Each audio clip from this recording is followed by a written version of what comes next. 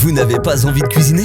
Téléchargez l'application Break Food pour recevoir vos plats préférés à la maison. À Saint-Dizier et Bar-le-Duc, de nombreux restaurants sont disponibles sur l'application Break Food. Et cela, 7 jours sur 7, grâce à nos livreurs locaux, disponibles dans un rayon de 13 km. Break Food, l'application gratuite, disponible sur App Store et Google Play.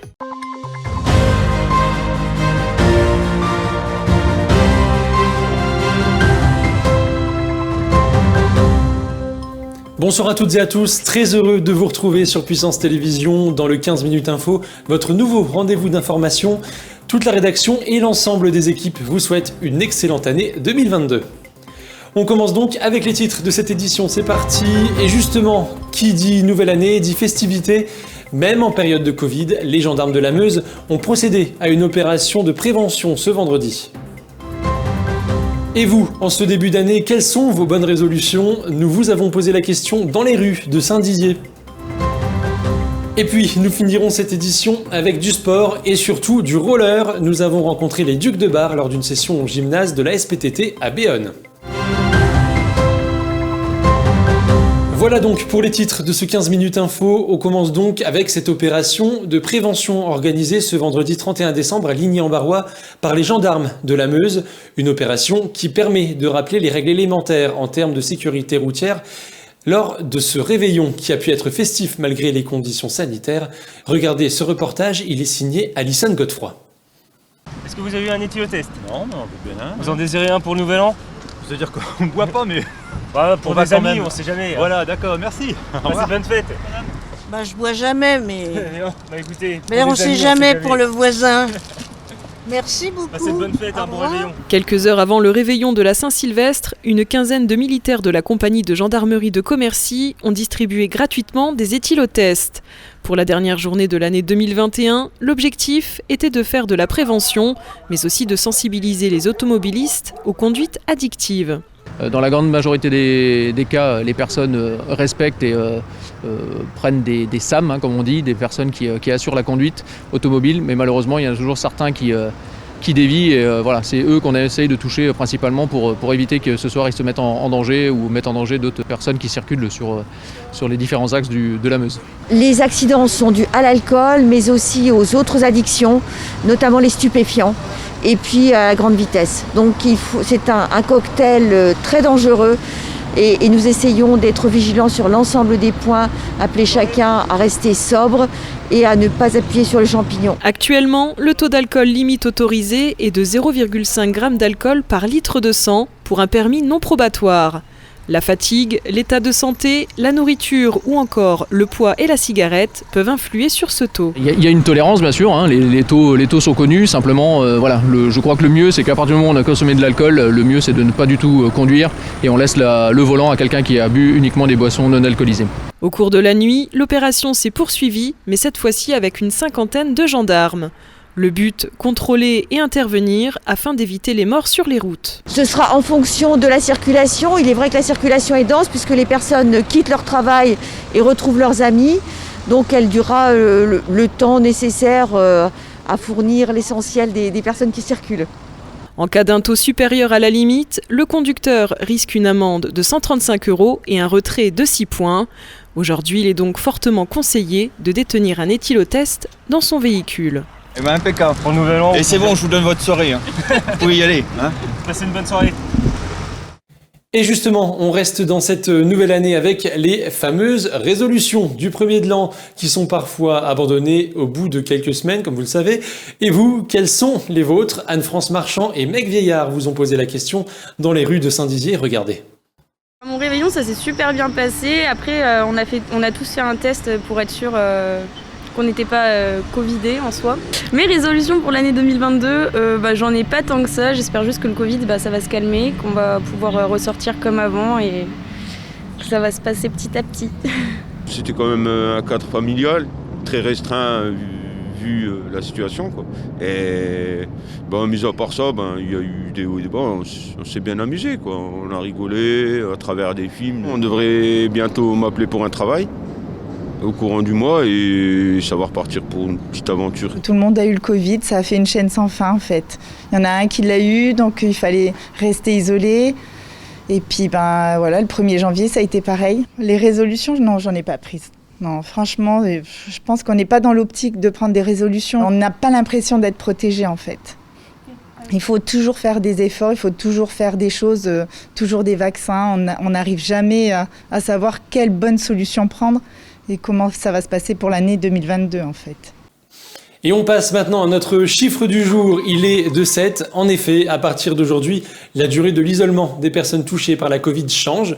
Pour les personnes positives ayant un schéma vaccinal complet et pour les enfants de moins de 12 ans, l'isolement dure désormais 7 jours pleins. Il peut même être levé à partir du 5e jour si la personne effectue un test antigénique ou PCR négatif et si elle n'a plus de signes cliniques d'infection depuis 48 heures. À noter que pour les personnes positives ayant un schéma vaccinal incomplet et les personnes non vaccinées, l'isolement est de 10 jours pleins après la date du résultat positif du test. Il peut être levé après le 7e jour d'infection si les tests antigéniques ou PCR sont négatifs et si la personne ne présente plus d'infection depuis 48 heures. Allez, un peu de légèreté pour finir ce journal. On prend la route de Béonne au gymnase de l'ASPTT où les Ducs de Bar vivent leur passion du roller depuis quelques années et ce, avec ou sans pandémie. Reportage Kéliane Dutreuil et Louis Maujean.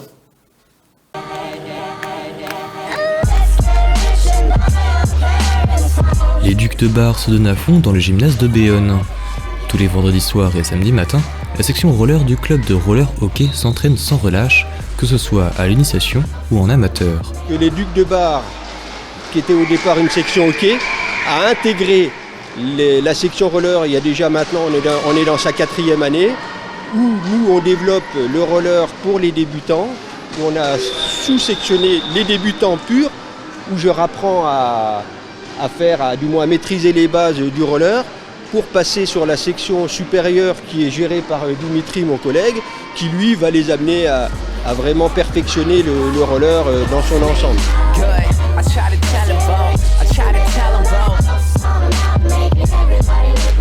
L'entraînement en intérieur est indispensable pour apprendre les premières bases. Par contre, dès qu'on va en extérieur, les gamins progressent énormément, puisqu'ils ne réfléchissent plus à rouler proprement dit comme ils le font aujourd'hui ici. Ils sont toujours en train de regarder autour d'eux leur environnement, et c'est là qu'ils progressent le plus. Et c'est ça qui est important pour nous, c'est d'arriver à patiner en toute sécurité en extérieur. Et les sorties ont été quelque peu imposées par la crise sanitaire, ce qui a eu un effet surprenant sur le club. Comparé à d'autres clubs, c'est vrai que nous, le Covid a eu un effet positif sur ce côté-là, c'est qu'on n'avait plus le droit d'aller dans le gymnase. Donc du coup, on s'est posé la question, c'est soit on arrête tout, comme des clubs qui n'ont pas eu le choix, les piscines et quoi. Et nous, en fait, on a cherché avec la ville de Bar-le-Duc, avec le club ASPTT, à trouver des terrains en extérieur pour pouvoir continuer à pratiquer, puisqu'on avait le droit en extérieur pour les mineurs. Et du fait, ça a sorti tous nos élèves dehors. Et les gamins sont extrêmement demandeurs de ça. Ils adorent quand on sort un peu du cadre, on prend le bus, on part là-bas et tout. Enfin, c'est pas la séance, donc ils savent que c'est une journée qui va être complètement différente. On part avec le pique-nique du matin jusqu'au soir. Honnêtement, aujourd'hui et puis particulièrement en général, je pense qu'on va trouver une bonne vitesse de croisière. Les gamins savent pourquoi ils viennent, nous on sait pourquoi on est là. Et franchement, ça se passe tellement bien que même sans moi, ils arrivent à s'entraîner.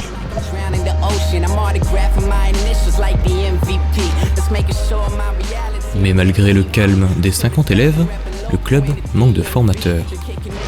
On limite entre 45 et 50 parce que nous sommes que 2 instructeurs, donc ça fait déjà des gros groupes. Et donc on ne peut pas, on est obligé de limiter. Mais si on voulait, on pouvait avoir beaucoup plus de monde. On réfléchit éventuellement à pouvoir grossir un petit peu, mais ça fait déjà 2 ans, on n'arrive pas à développer davantage, faute de formateurs, le roller. Les licenciés ont pour autant de la chance d'avoir des instructeurs aguerris comme Dimitri Mosca, diplômé d'initiateur fédéral. Et cela se répercute évidemment sur la qualité des cours. J'aime bien parce que déjà je fais de la course un peu, donc j'aime bien la vitesse et les mouvements un peu qu'il y a à faire dans le roller et tout. Et je savais pas faire de figures depuis que je suis dans ce club, j'arrive beaucoup à faire des figures un peu et des sauts et de la vitesse surtout. On a une super ambiance là, on est tous amis, il n'y a pas d'ennemis, donc ouais c'est bien. La bonne ambiance est donc au rendez-vous et avec l'expansion du club de roller, Les instructeurs espèrent pouvoir faire des matchs amicaux, comme par exemple avec les Layers, le club de Nancy. Voilà, c'est la fin de cette édition du premier 15 info de l'année. Merci à tous de nous avoir suivis. Vous pouvez retrouver cette émission ainsi que les reportages et l'actualité sur puissancetélévision.fr. Tout de suite, on ne change pas nos bonnes habitudes. Vous avez rendez-vous avec la météo d'Alison Godefroy. Très belle soirée avec Puissance Télévision. Toute l'actualité qui vous concerne, à voir et à revoir dès maintenant sur puissancetélévision.fr et sur notre application mobile.